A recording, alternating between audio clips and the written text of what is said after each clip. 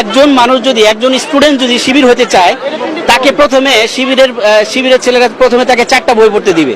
4টা বই পড়ার পরে তাকে শিবিরের কর্মী হিসেবে গণ্য করা হবে। সেই কর্মী 3 মাসের মধ্যে 4টা বই পড়ে শেষ করতে হবে এবং 5 ওয়াক্ত নামাজ তাকে পড়তে হবে। এরপরে এই শর্ত ফিল আপ করার পরে সে কর্মী হবে। কর্মী হওয়ার পরে শিবিরের দ্বিতীয় ধাপ হচ্ছে সাথী। এই সাথী হতে হলে তাকে 29টি বই পড়তে হবে, প্লাস কোরআন হাদিসের কিছু কিছু আয়াত আছে, এগুলো তারা ফিক্সড করে দিবে।